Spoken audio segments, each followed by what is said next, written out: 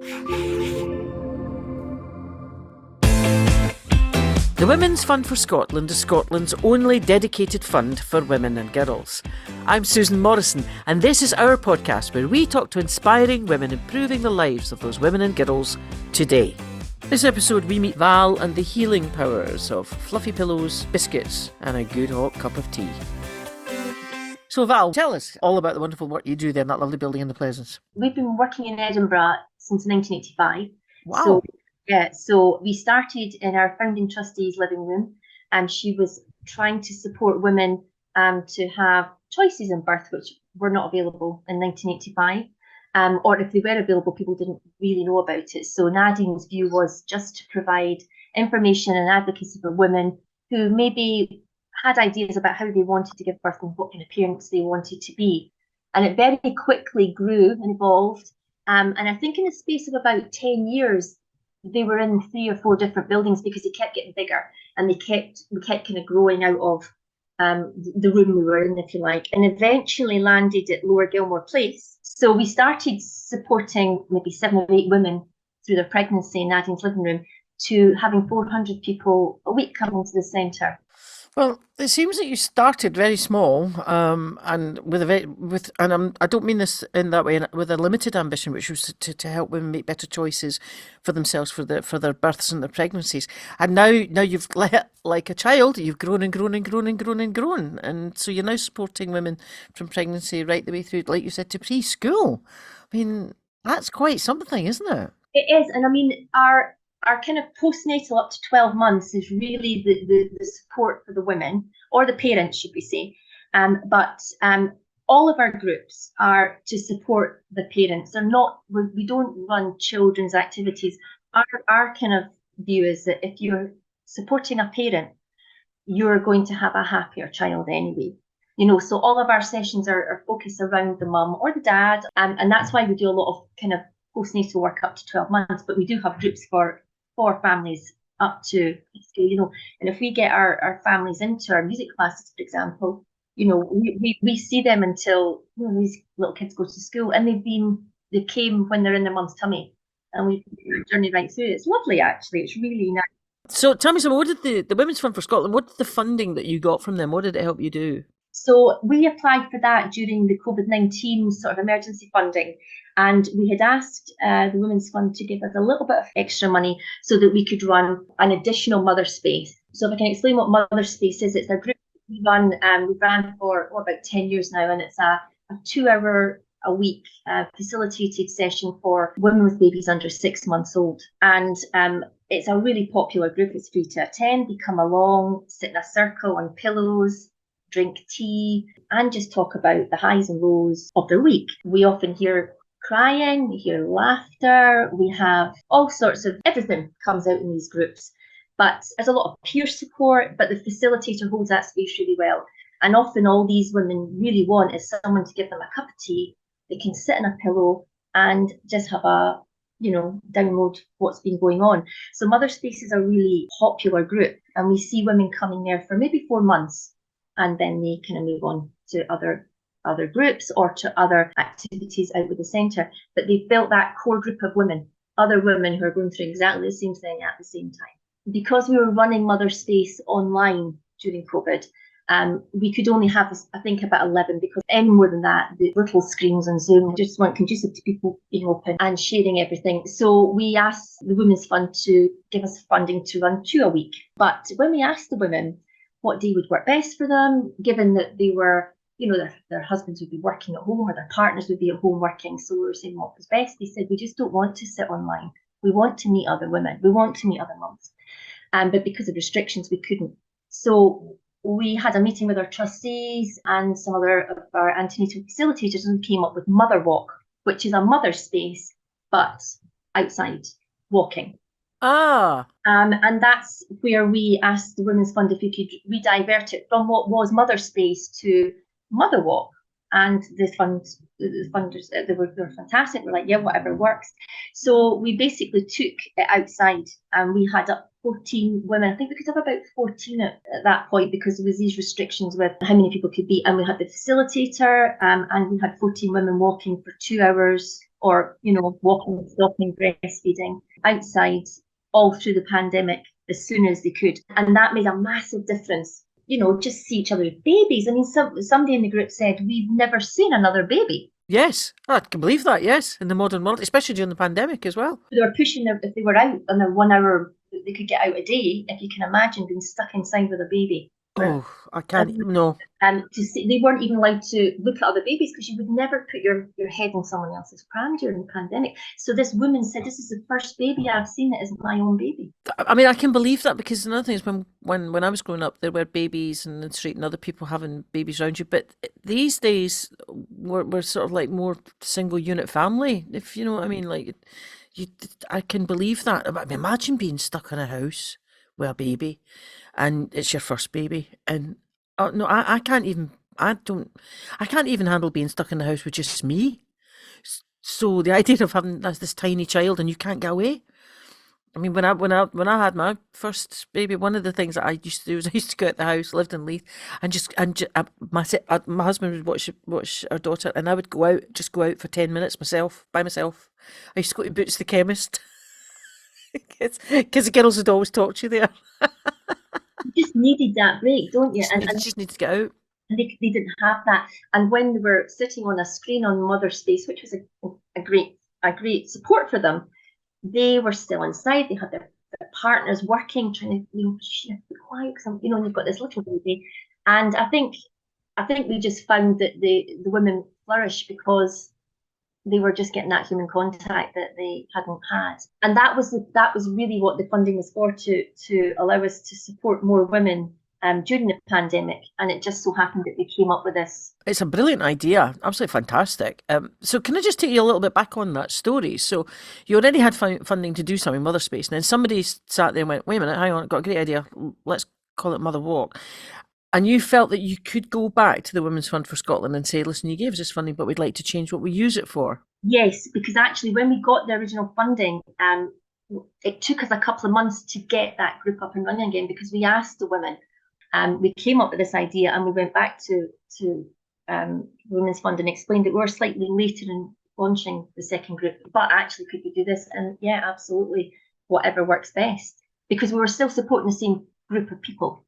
I'm fascinated by the fact that you felt the Women's Fund for Scotland is not just a funder, but someone who'll listen to you, and that you can take control. To kind of go back a step, I guess I was quite new to fundraising when I took on the role of coordinator. It takes a bit of time to be comfortable approaching funders, because, you desperately need funding. Everyone desperately needs it. And you're so scared that you apply and it's not what they want, or they can't support you, and you put all this effort into this application and nothing's come of it.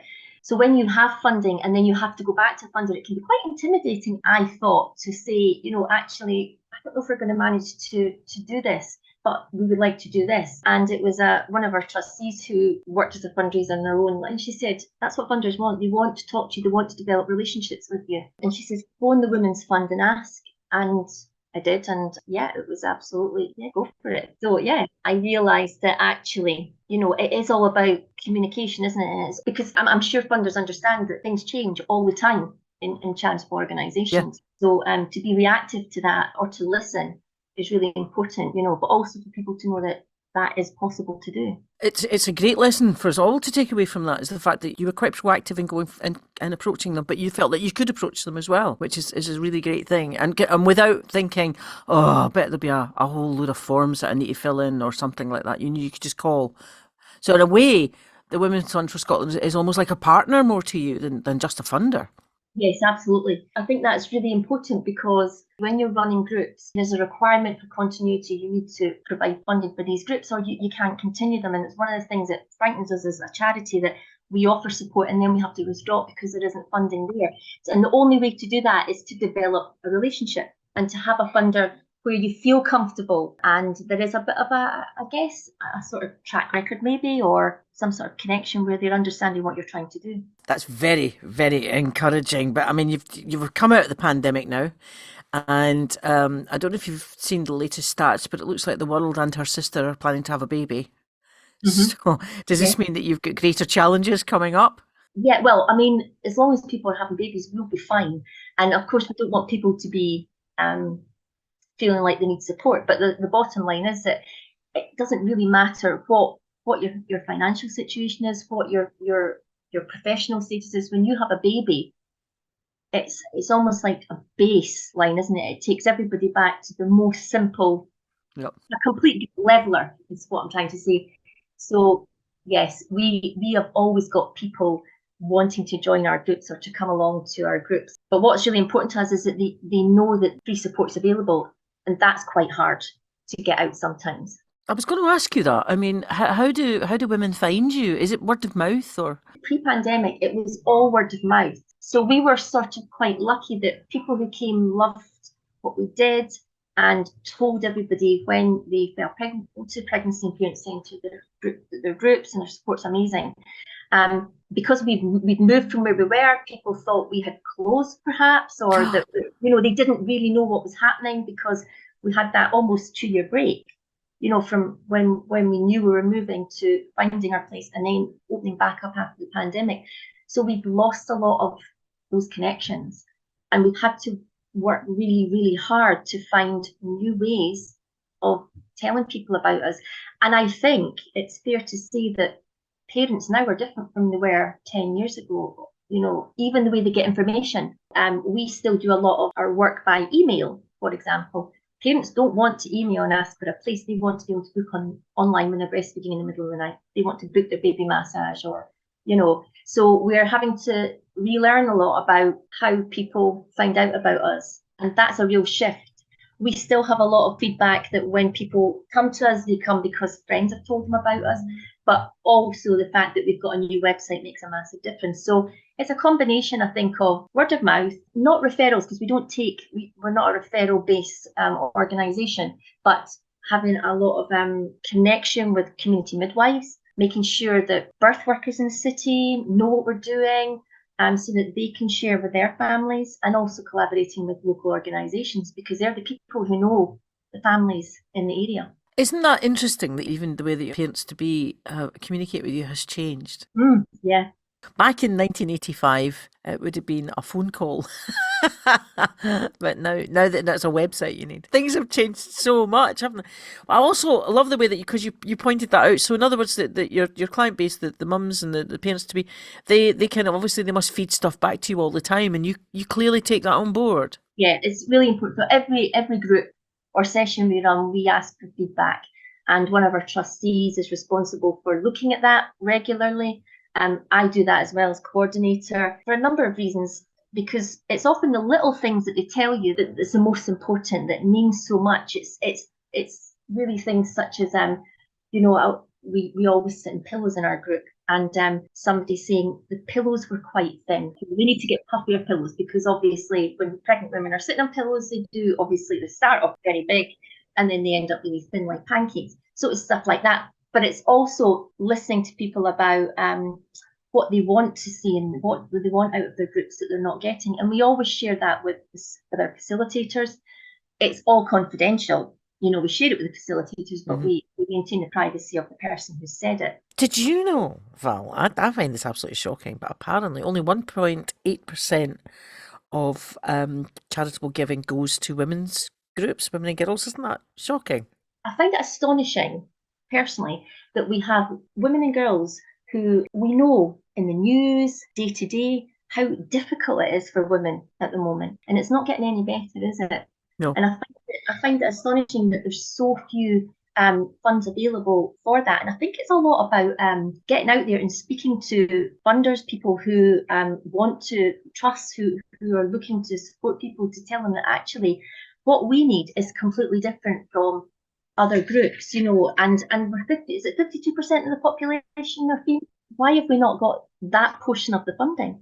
I've been asking this question over the last 3 days. I've got a couple of answers, none of which please me. One of them being, is it because women are actually too good at shouldering their burdens and carrying on, and are being just too slow or just not being forward enough in asking? Yeah. Or, like Nadine back in 1985, I can just do this in the living room, Make do and mend almost. Or that maybe society doesn't value women because we just don't shout loud enough, do we? We just get on with it.